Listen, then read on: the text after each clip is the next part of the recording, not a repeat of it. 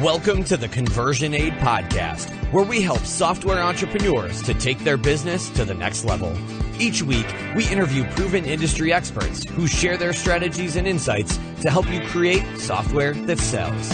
Here's your host, Omer Khan.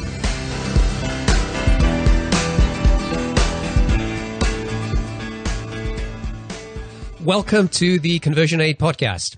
This week's episode is an interview with a founder who built a product to scratch his own itch.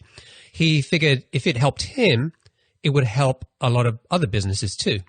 But when he started talking to potential customers, he realized he was solving the wrong problem for the wrong customers. He eventually figured out who his ideal customer was and then started selling his product for about $50 a month. But he didn't stop there. He kept asking his customers what problems they had, and he kept figuring out how his product could solve those problems. Today, he doesn't charge $50 a month anymore. On average, his customers pay him $1,000 a month. He's a great guy who's very transparent, and it's a terrific interview, which I hope you'll enjoy. Now, for all of you who emailed me or sent feedback, you'll be glad to know that this interview isn't split into 3 episodes. It was an interesting experiment, which I thought would make it easier to digest content in this bite-sized format. But the vast majority of you told me that you didn't like it. And in fact, I only had a couple of people who said that they actually preferred the 3-part format and wanted to keep going with that.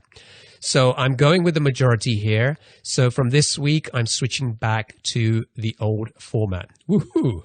All right. So thank you for your feedback. And I'd love to keep getting feedback like that. So if you have any suggestions on how to improve the content or the format, then email me at omer@conversionaid.com. I'd love to hear from you. Also, if you want to learn how to build, launch, and grow your own software business, then check out the new SaaS learning guides. These are new free resources I'm creating to help you get better results faster. Just go to conversionaid.com/learn to get free access.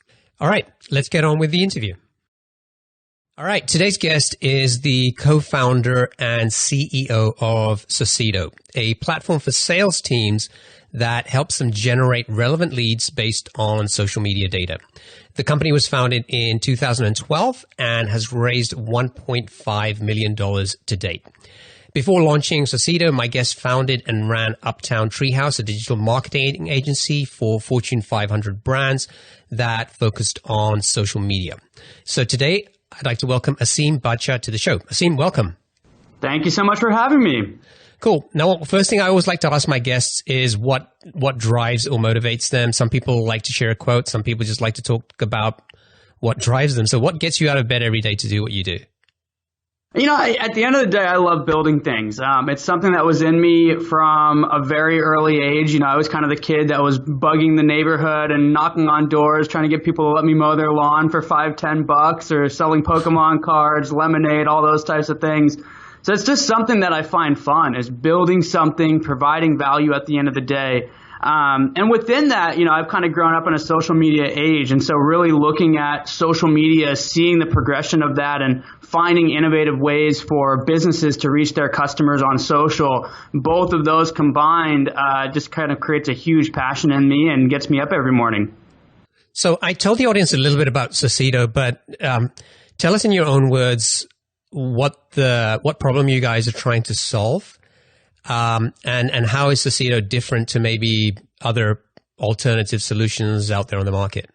Absolutely. So, you know, we specifically are really focused on B2B companies. And if you think about a B2B marketing organization, almost everything is justified by ROI. So unlike in B2C marketing, where you're really kind of putting things out there for brand and for exposure, in B2B marketing, everything is looked back to lead generation, conversion to revenue, and really tracking ROI on your marketing channels.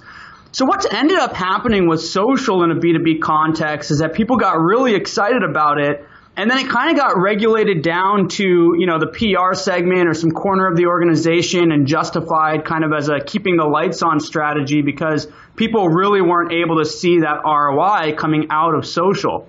And the main reason for that is because social media marketing was built in a B2C context, right? Really kind of taking that context of, buy eyeballs and broadcast a message, build as many followers as possible, schedule out those messages, and then kind of respond to people as they come in. That mentality just doesn't work for the B2B marketer to really get true ROI out of social. So really where we're coming in is filling that gap in the B2B marketing organization between the system of record, the marketing automation system, and the social media management system like a Hootsuite, a Sprinkler, a Sprout Social to really enable one-to-one targeting for B2B companies on social, one-to-one nurtures, and then syncing all that data back into your marketing automation and CRM systems.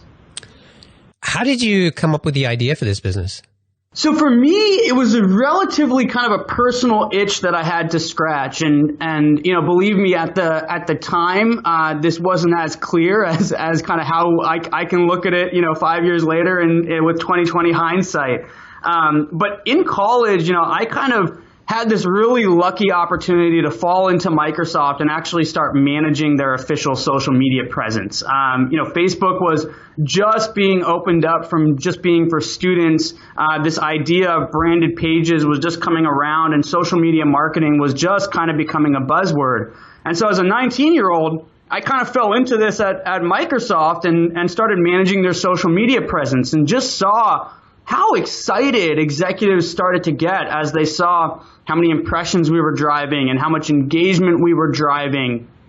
And then 2-3 years later, that excitement really kind of started to wear off. The team that we were working with over at Microsoft was really focused on getting Windows Phone apps into the marketplace. And that's a little bit of a B2B problem, right? You're looking for somebody to spend a lot of time working on an application, and then the conversion is actually getting it into the App Store. And within that context, social just wasn't working. So I kind of witnessed the budget starting to go to on-the-ground, in-person events, digital advertising. And so at the time, I was running an agency called Uptown Treehouse. We were working on the social properties for Microsoft, and we decided to kind of try something new. So instead of seeing social as kind of a B2C branding and broadcast channel, we switched over to a little bit more of a demand generation mentality where we would just go find the 5,000 developers on Twitter who we thought were most likely to convert, and then had a one-to-one conversation with them over the matter of 3 to 6 months as they actually put together their apps. And what we found is that it worked. We actually generated more apps into the marketplace than the on-the-ground events, than the digital marketing. And we were tracking all of this in an Excel spreadsheet. And so we kind of said to ourselves, well, why not automate some of this? We have access to the APIs. We don't need to be doing all this data entry. And that was really kind of where the idea for Socedo was born, was as an R&D project within the agency to really solve this problem around how do we drive true ROI and conversion in a company that really has kind of a B2B objective at the end of the day. So a lot of the times, and entrepreneurs will come up with an idea and then they'll spend time trying to validate that idea in the market. It sounds like you almost did that the other way around because of your agency. You spent all these years almost kind of validating the idea by seeing the opportunity and the need, and then kind of that automatically led to the product from the sounds of it. Yes, which was good because that got us to the first, kind of the initial idea that was actually, really kind of the right pain point. The problem is that the agency really distracted us. We were building this for ourselves. The bulk of the agency was really focused on B2C marketing. And so, we kind of really had this idea that every other agency, every other social media manager and B2C companies would want to do this one-to-one engagement, and that we would become the next Hootsuite. And so because we were actually scratching our own itch and so focused on the way that we operated, we weren't really actually building a product that would, kind of go to market in a big way, right? We really didn't know who that ideal customer would be because we were kind of operating in this fog of war of building something for ourselves. It's a good place to start, but what we didn't do is very early on validate that what's working for us is actually working for the rest of the market, and that the rest of the market behaves in the way that we behave internally. So I guess two questions. One is, what led you to that outcome? Like, what problems did you face? And then secondly, how did you go about figuring out who the right customer was? So for us, it was Techstars. We decided that we were going to join Techstars up here in Seattle, that we'd kind of pull this R&D project out of the agency and then really start to look at it as a standalone product. And one of the most valuable parts of that 3-month accelerator was really being forced to go out and do customer development. So we had to go and talk to 10 prospective customers or people in the audience, ask them questions and understand if this was a real pain point and a possible solution.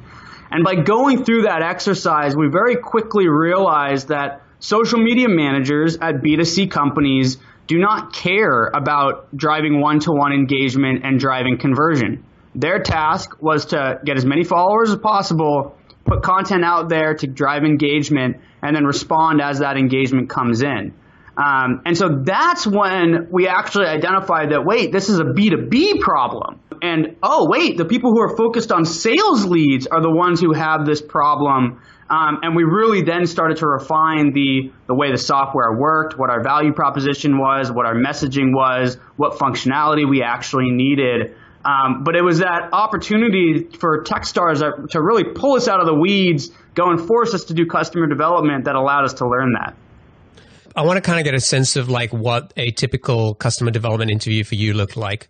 Were you trying to do these face-to-face? Were you trying to get into your door, into the door in companies around the Seattle area? Were you doing this online? I think all of the above, right? I mean, again, with the objective of doing 10 per week, we wanted to talk to social media managers specifically. And so we tried to talk to as many people in Seattle as possible and do as many face-to-face as possible. And then we did some over the phone as well. So I would say about half were in person, half were over the phone.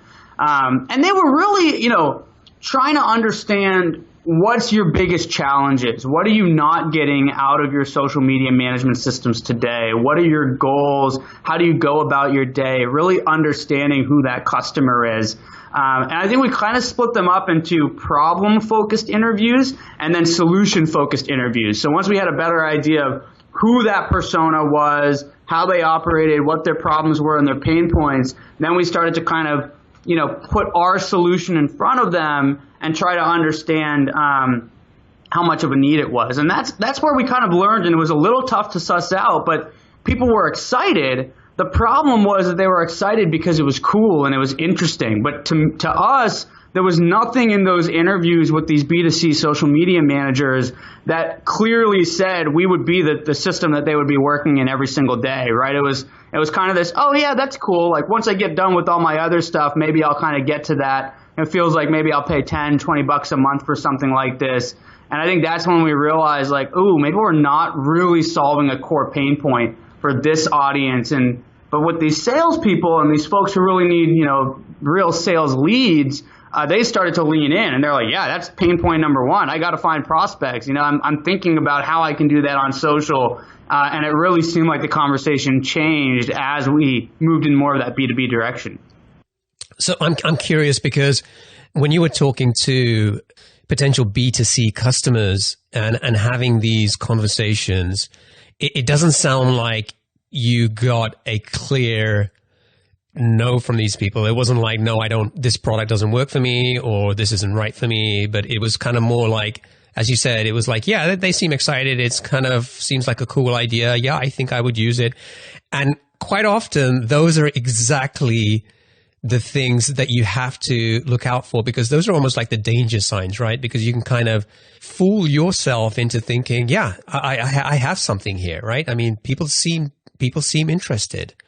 We sort of sometimes spend so much time trying to validate an idea versus maybe trying to find people who will tell us why it's a bad idea, right? Or sort of, is there unvalidate an idea. I don't know if that's a real word or something, but do you understand what I mean? It's like for someone going through that process, it's very easy to think, yeah, I have something here because people seem excited.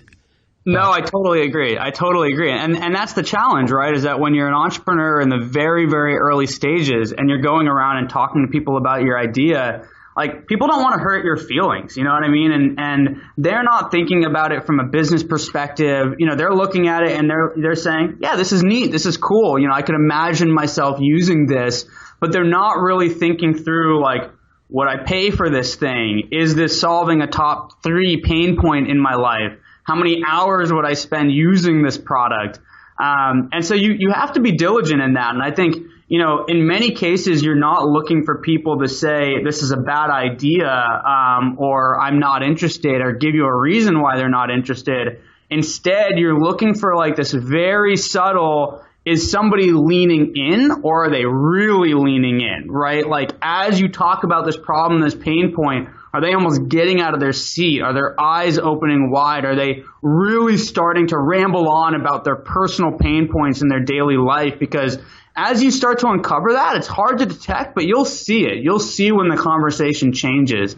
And for us, you know, the way Techstars does is we try to validate on 2 sides, right? So the customer side where you're doing kind of customer development, but then also, you know, at the end of the day, you want to make sure that the market you're going after is big enough, if this is an investable company. And so we validate with mentors, advisors, potential investors as well. And the questions that investors were asking is like, how much is someone going to pay for this, right? How big of a pain point is this? And so I think coming from both of those sides, you know, allows you to be a little bit more diligent with the customer interviews to recognize like, is this something that somebody would pay a lot of money for at the end of the day? Or is this just going to be another free app that's on their phone or that they log into, you know, once a month because it's something cool and when they have free time, they'll get to it?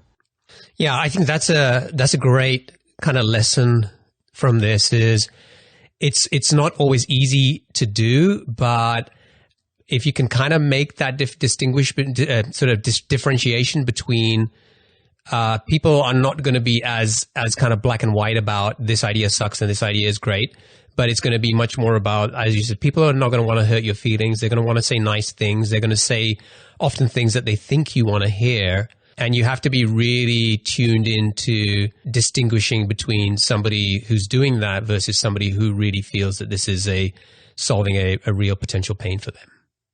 Right. And I mean, I think one hack to make it a little bit more clear, and we didn't do this in the Techstars phase, but we started to do it about 6 months later, is ask for money, right? When somebody says, oh, that's interesting or that's cool, ask them how much they're going to pay. And even go further than that. Ask them to sign an SOW or a letter of intent, you know, get them down to that crisp level of saying, yes, you guys are solving a big enough problem for me that I'm willing to sign on the dotted line and actually say that, you know, this is valuable. Because it's super easy for people to say they're interested, but as soon as you ask them for money, that's when you'll get a true answer of how interested and how big of a problem you're solving for them. If we can kind of go back to the time when you guys were looking for your first 10 customers, how did you go about finding them? So, you know, we were talking a little bit about the customer development process and interviewing customers and understanding whether or not they had a pain point. And then really trying to suss that out by actually asking for dollars and asking for people to actually pay you for the application. So that was kind of the natural transition for us to go from, you know, doing investigation and research and kind of having a free beta to actually landing our first 10 customers. I wish we would have done it a lot sooner. I think, frankly, you know, when I was kind of growing up in the startup space, there was this kind of trend along the lines of, hey, just build something and get people to use it and worry about monetizing later. And so I think we kind of took that mentality to Socedo. We kind of looked at it and said, oh, yeah, we'll be freemium and, you know, we'll get 5 million people to use this thing every single day. And then we'll ask a subset of them to pay us $10 a month and we'll have a great big business. But as we kind of went through the investment process and we tried to get those first angels, that's when the hard questions came into play, right? It was, how are you guys really going to monetize this? How are you going to make money? And how is this going to be a big business? I think to our investors, our potential investors, they couldn't see us getting this thing to be 5 million active users, right? This isn't a consumer product. It's not like Facebook or Twitter or something like that. And that's when we started to really think hard about, okay, how are people gonna pay us, and starting to ask for money. So we started small. We kind of asked for, what would you pay? $50 a month, $100 a month. And we started to kind of sign people up. We very quickly kind of built a credit card system into the application. But then it was all about, like, how do we ask for more, right? And as we had these conversations with folks and bigger companies, and we kind of realized, they might have $1,000, $2,000, $3,000 budget. Basically, we just asked ourselves the question, and frankly, we asked ourselves the prospect, like, what would it take for us to get to $1,000 per month instead of being $100 per month? And that's really when we kind of got off to the races in terms of getting those first 10 customers and really starting to build a revenue base. So did you actually ask your customers that question as well, in terms of what it would take for them to spend more with you, or that was something that you guys were kind of thinking about internally? So it wasn't necessarily that we asked the direct question, but I think it was more of a, hey, you go and sit down with a prospect and you try to sell them on this thing. And you're kind of hearing, okay, cool, maybe we'll think about it, maybe we'll think about it. And as you're walking out of that meeting room and kind of heading down to the lobby, you're making some casual conversation, and this prospect is telling you about the new campaigns that they need to run, or the product that they're launching, and what metrics they need to hit. And all of a sudden an idea pops in your head and says, wait, if we could do this to help you get there, would you pay $1,000 a month for it, right? Kind of casual conversation. They're like, oh yeah, that'd be interesting. I actually have this budget specifically set aside for this thing. And then you kind of go back to the engineering team and say, hey, can we do this? How long would it take? And then you're kind of off into this process of actually angling your product towards something that's going to be more valuable, because you're just kind of listening, right? You're listening to what are the priorities. And I think it is a part of just key sales learning, right? Is at the end of the day, I think we just jump into trying to sell our product, and then we kind of get to the answer of, we'll think about it, versus really listening to, like, what are the priorities on your plate? What are the things that you're trying to do? If you could, do one thing this quarter, what would it be? And then really trying to mold your solution around that, whether you have it built or you don't have it built, and then, trying to get to a higher value from there. So generally, what is kind of the pricing plan or range that a typical customer pays you guys today? And I assume it's not like, $20, $50 a month like it was when you guys started out. Exactly. So today, on average, we're closer to $1,000 per month in terms of what our customers will pay us. Our pricing is basically a volume-based pricing. So as you want to find more prospects or get more contacts or, match to more prospects in your database, you kind of scale up with us. And then we also have some kind of functionality tiers built in as well. In the early days, it was really kind of throwing darts on a wall and seeing what sticks. And I mean, I think for some of these bigger customers, when we didn't have things built and we were trying to get to that $1,000 per month, it was really just kind of based on functionality. Hey, if we built this thing, would you pay this amount for it? But now we're kind of in a place where we have a little bit more standardized pricing, and it's always evolving. We're always changing it. Because, our goal is to continue moving upstream, right? And get that $1,000 a month to be $2,000 a month, and then $4,000 a month, and continue to move up that average as we provide more value.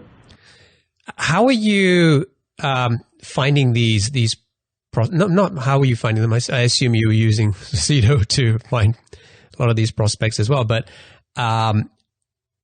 was it all face to face? Were you trying to just get kind of in front of these people and pitch and sell the product? Were you doing any inbound? What did the early days look like in terms of the marketing? Yeah, so, obviously we had our own system, right? And that was kind of our secret weapon to go and do lead generation and prospect off of social media. And that's where we found a lot of our early customers. We did, thought leadership and blogging and just trying to get out there in the community and have our message out there, which brought in, a good deal of inbound leads. But I think in-person meetings go a long way. I think there's always this hesitation with, entrepreneurs, especially when it's, 2 or 3 people, to stay in the office and try to get, that scaled marketing approach where you've got pay-per-click working, you've got inbound working. But the in-person conversations are where you learn a lot, and you can build a relationship. You can really get under the covers in terms of what people's real needs are. And that's, I think, the in-person conversations are the ones that really led us to the higher deal sizes, whereas the online and kind of inbound conversations helped us to validate that some of our existing pricing packages were something that we could actually convert on. And the nice thing about thought leadership and kind of getting some content out there is that you tend to put a magnet out there that will bring in some more of the early adopters who will be really good at, not worrying about some of the bugs that might be in there or that the product isn't fully baked because they're just excited about the idea and the space. And those are going to be people who are going to give you a lot of really good early feedback, even though they may not pay as much as some of your kind of more pragmatist customers and the bigger companies.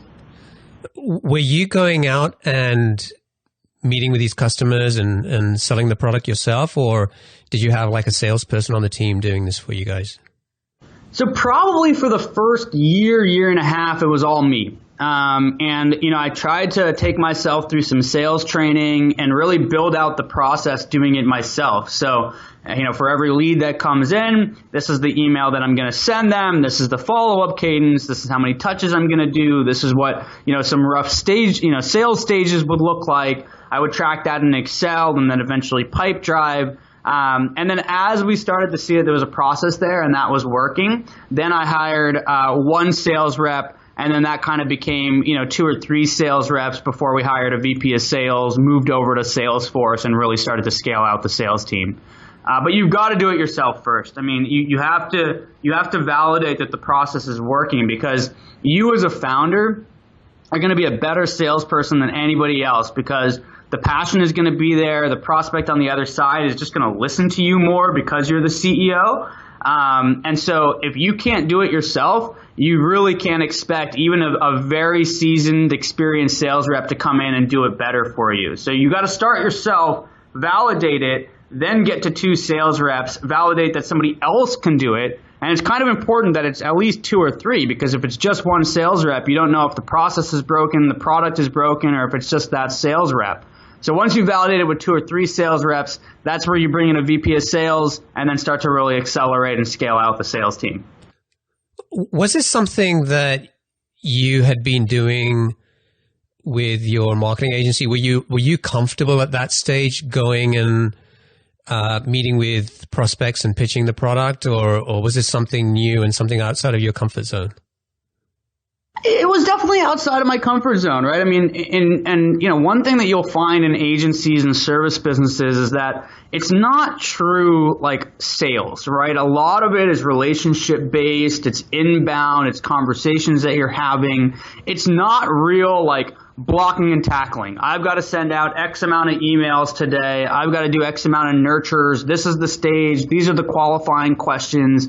So all of those pieces I had to learn in order to actually see that there was a process, and then build that out for the sales reps that were coming in order for them to have a process and kind of work on that together before a VP of sales got here. So, the agency and the selling that we did was just so different. It was so much more organic growth, inbound, referenceable, more casual conversations. You weren't necessarily selling a product. People were more coming to you with a specific need already, and you were just putting services attached to it. So there was a lot of learning there to do. But the biggest point was just to do it, right? Just to start that process and then iterate over time. And every week you learn something new and say, oh, maybe I need to ask these questions, or maybe that's not the right definition of a stage. And you would kind of tweak things as you go. So to wrap up on this part of the discussion, I want to try and get one key takeaway or lesson from you. So if you think about what you were going through back in those days, it sounds like you were doing a pretty good job at finding customers and pitching the product. But what is one lesson that you learned along the way that you wish you could go back and tell yourself about kind of going through this process when it comes to growth and selling the product? I mean, and we've been talking about it, but it all comes down to asking for money. As soon as we started doing that, we took the approach and said, there's one metric that matters in this business, and it's revenue. And everybody in this company will be graded on that. We'll be looking at that every single day. It'll be up on the board. We'll be looking at it every single week, every single month, because especially in what we do in B2B, if you're providing value, then somebody is willing to pay for it. And I'm starting to believe the same in B2C as well. So I think, that should resonate across the board. And that's what helped us make decisions back then. And it helps us to continue to make decisions today, right? It's how do we grow our revenue 15% every single month? And even today, when a customer comes in and they ask for something, or we see that there might be some new functionality that we can build, we go ask somebody to sign on the dotted line first. And we ask them to say how much they're going to pay for it so we can prioritize that functionality in our roadmap and we can put the right engineering resources behind it, knowing that our goal is revenue. It's the one metric that matters here. And I wish we would have done that earlier. Now, you guys have raised $1.5 million. Had you kind of gone through that process before in terms of raising money, or was this something new for you? No, this was the first time. And I think you definitely feel like a fish out of water when you're doing it the first time. So how did you go about learning what to do? Lots of conversations over and over and over again over a very long period of time. It all came down to just talking to as many potential investors as possible and, learning why people are saying no, and what their objections are, and then trying to fix those along the way. We talked about this a little bit, but for us, what really got us over the hump is that when you're a first-time founder, you have to have some level of traction there, right? People have to feel very confident that you understand how this business is going to grow and make money. And so for us, that's where we started to kind of take that philosophy here at the company that there's one metric that matters, and it's revenue, because that's what investors were looking for. And so, we started to look at it and say, hey, we can have better conversations with investors and we can own our own destiny if we just get focused on revenue. And so that's what we did. And as we did that, the conversations with investors started to get a little bit more interesting and a little bit more interesting. And then we kind of just said, hey, we're going to focus on revenue. And then folks started to call us up and say, hey, we're interested and let's have a conversation. And then, we kind of eventually closed out that round. So I think that was really interesting because it sounds like that's where you got the insight that maybe the B2C space also wasn't going to get you the kind of revenue or kind of, I guess, revenue per customer that you could get in the B2B space. And I really like the idea of having this clarity around one metric and saying that revenue is the metric that we choose and we're going to kind of focus on. You also talked about kind of increasing the lifetime value of the customer, not just by, things like retention, but also having these conversations about what else you could do or build into the product that people would pay more for. What are the problems that they have had that you could help solve? What's the plan for Socedo? Do you kind of feel like you're at a point now where you've figured out the product and you've kind of optimized the revenue per customer where you think it's going to get to? Or do you think that there's still a lot of room to keep finding these, as you kind of talked about, these kind of corridor conversations where you uncover problems that people still have? So are you still finding those kinds of opportunities?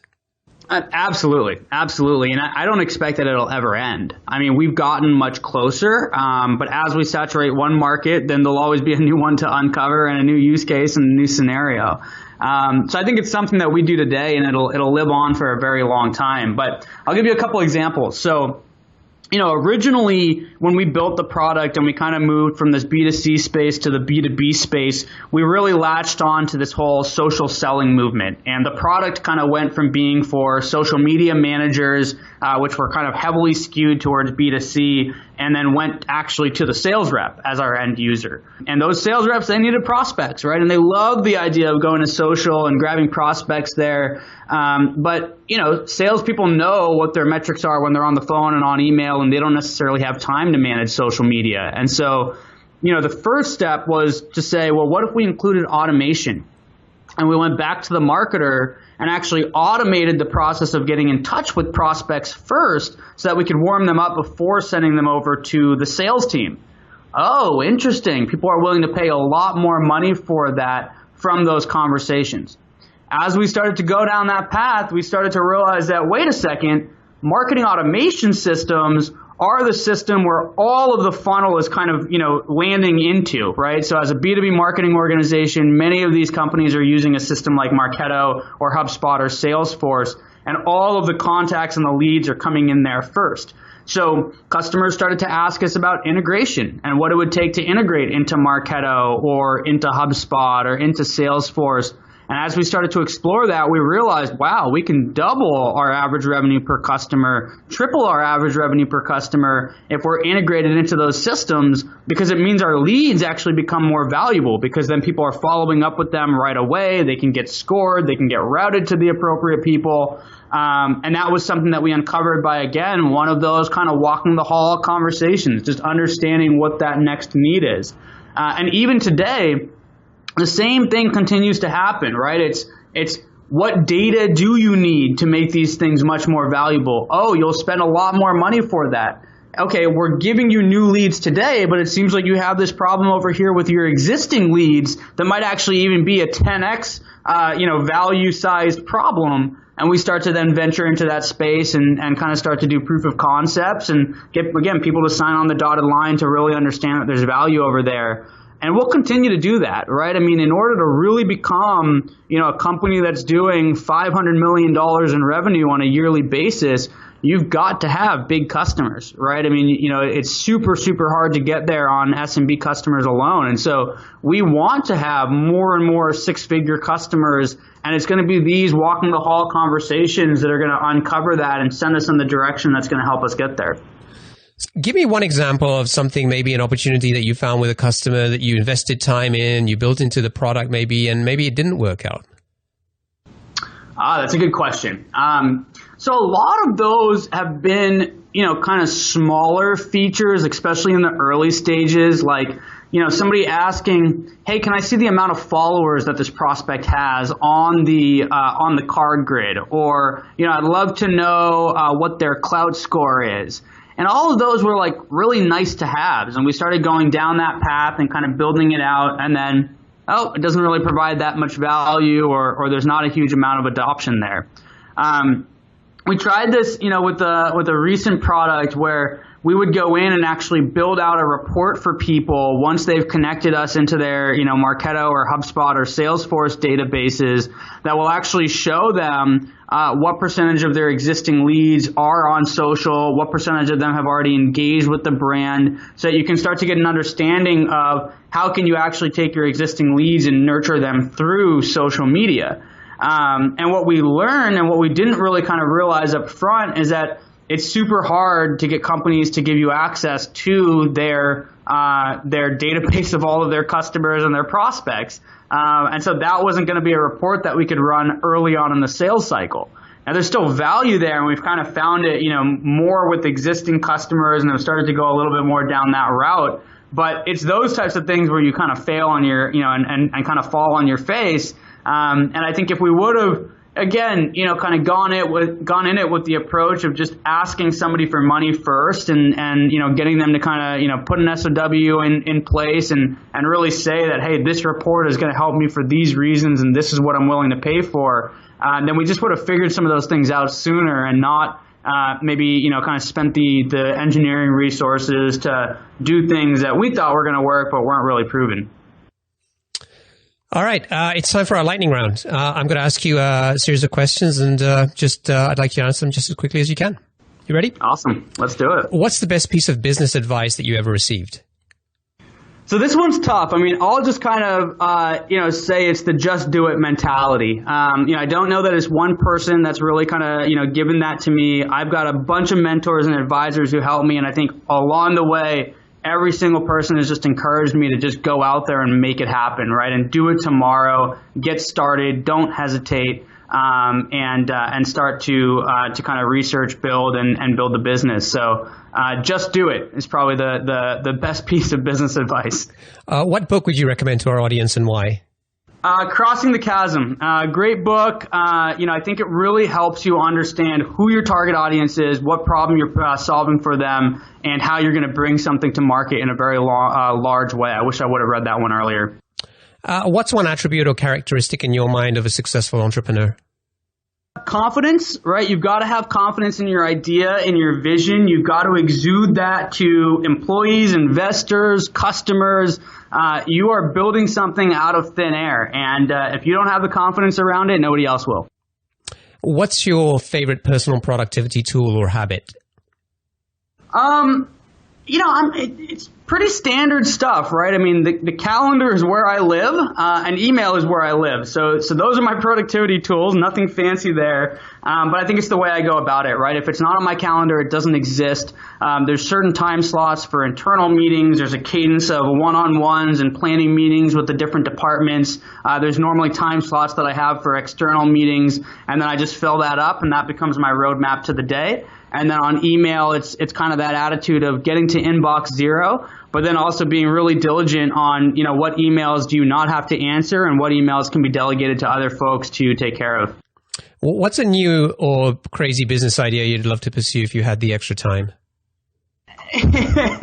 This is a hard one. So I will say none. I think that one of the main things that you have to do as an entrepreneur is let those other ideas kind of, sit in your mind and don't really act on them. Finish one thing, come to a conclusion on it, and then really go for the next thing. Because an idea is just an idea. Until you go and validate it and have the time to talk about it and really research it, I don't know that there's much, point in getting excited about it. So for me, it's less about what is the idea that I'd like to do, and it's more around, man, I wish I would have gotten more crisp on the value proposition and the target audience that we're going after with Socedo today. I wish I would have gotten more crisp on that, 2 or 3 years down the road. And I think if I took that stance of, hey, I've got an idea, let's go validate this very, very quickly and not think about other things, then we would have gotten there faster.